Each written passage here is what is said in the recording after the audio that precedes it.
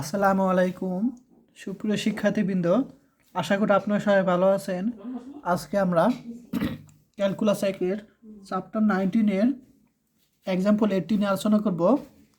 তো এক্সাম্পল 18-এ দেওয়া আছে, এখানে প্রমাণ করতে বলছে বা দেখাতে বলছে ইন্টিগ্রেশন 0 থেকে infinity e⁻⁻x² dx equal to √π/2।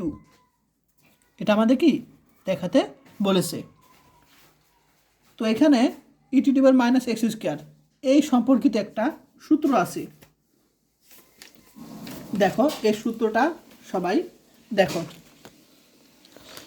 তো e⁻⁻x² এই সম্পর্কিত একটা সূত্র, এই সূত্রটা সবাই মনে রাখবা, এটা তোমার প্রমাণ করা লাগবে না। তো যাই হোক না কেন, এই সূত্রটা আমরা প্রথমে লিখবো। আমরা জানি গামা n ইকুয়াল টু 0 থেকে ইনফিনিটি e⁻⁻x² x⁻2n - 1 dx। এখন এটাকে 1 নং সমীকরণ দিব।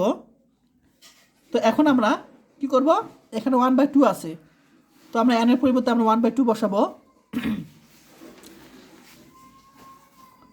আমরা n এর পরিবর্তে এখানে কি করব, আমরা 1/2 বসিয়ে দিব।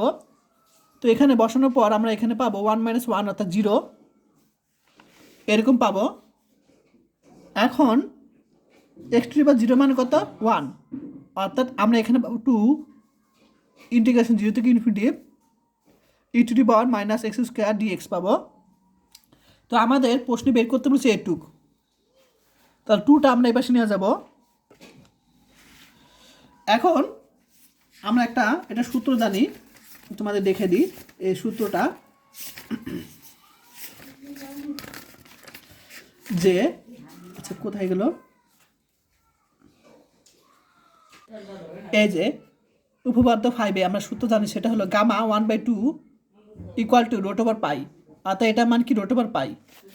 তাহলে আমরা গামা 1/2 এর মান কি √π আমরা উপরে বসিয়ে দিলাম। আর আমাদের এটাই কিন্তু প্রমাণ করতে বা দেখাতে বলেছিল, ঠিক আছে। তো আশা করি সবাই বুঝতে পেরেছ। তো ক্লাসটা কেমন লাগলো অবশ্যই আমাকে কমেন্ট করে জানাও। আর যারা এখন আমার ইউটিউব চ্যানেলটি সাবস্ক্রাইব করে না তারা অবশ্যই করে দিও।